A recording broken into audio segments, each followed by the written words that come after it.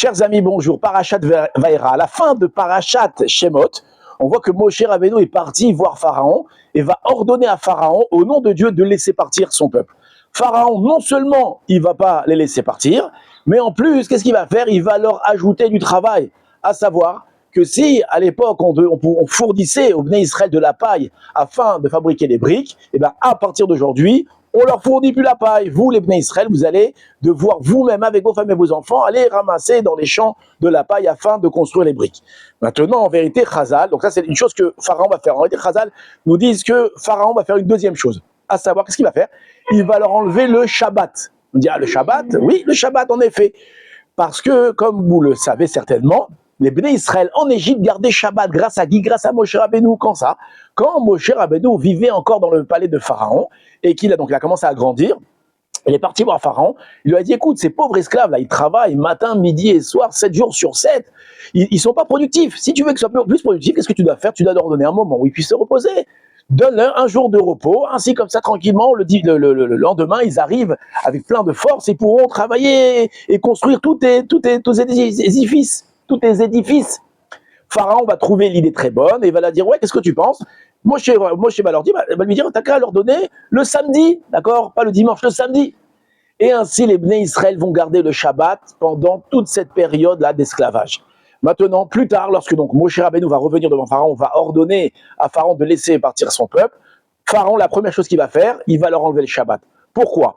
Est-ce que c'est par punition, donc simple punition, il a voulu se venger d'eux, voilà, vous avez voulu maintenant quitter l'Égypte, ne plus être esclave, alors je vous punis, je vous enlève le Shabbat, ou est-ce qu'il y avait derrière ça une idée plus perfide, quelque chose de plus vicieux?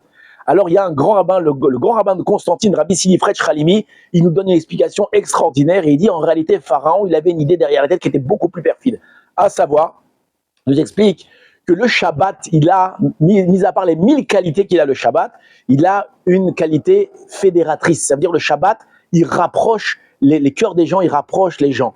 Comment est-ce qu'on voit ça? Toute la semaine, alors on voit que le boulanger, il a travaillé avec le charcutier, avec le boucher, ils se sont disputés, avec le fournisseur, avec les clients, avec et tout le monde. Donc dans la vie quotidienne, on se dispute, on travaille, on échange, et ça crée toutes sortes de tensions. Arrive le jour du Shabbat, tous les Juifs se réunissent, où ça?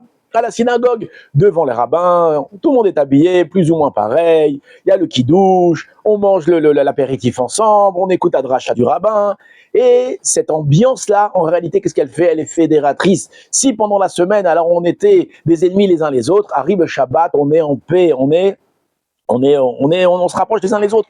De la même façon aussi dans les familles, on voit que dans les familles, toute la semaine, alors, le père, la mère, le fils, le frère, tous ils vont à droite, à gauche, chacun il vit sa vie, et des fois il y a des tensions, il y a des disputes, mais arrive le jour du Shabbat, on est tous assis autour de la table, devant le poisson malin, devant le couscous, devant les boulettes, devant le vin, devant les gâteaux, et on se rapproche, on discute, et on voit que le Shabbat, il est fédérateur, il rapproche les cœurs, il rapproche les gens qui se disputaient. Shabbat, ils sont en paix. D'accord? Ce qu'on dit Shabbat, Shalom. Le Shabbat, il amène le Shalom.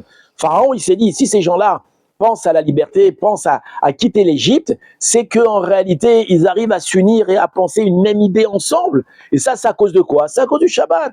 Si ces gens-là n'avaient pas le Shabbat, alors ils seraient sans arrêt en perpétuel conflit. Pourquoi? Parce qu'il n'y aurait rien, il n'y aurait aucun moment qui va les fédérer. Et ce qui les fédère, c'est le Shabbat. Donc qu'est-ce qu'il va faire Pharaon? Il va dire, je vais leur enlever Shabbat, afin qu'il n'ait plus cet esprit de shalom, cet esprit d'être ensemble, de réfléchir ensemble à un projet commun ensemble. Donc on voit que le Shabbat, mis à part toutes les qualités qu'il a une partie du Olam Haba, il a aussi un esprit fédérateur, où c'est un jour où on vient maintenant rapprocher les cœurs, d'accord? Ceux qui étaient éloignés les uns les autres, le jour du Shabbat, se rapprochent et se souhaitent les uns les autres Shabbat Shalom. Alors moi aussi, je vous souhaite un Shabbat fédérateur, Shabbat Shalom, et un bon Refouach Shelema pour Raphaël. Dieu te bénisse.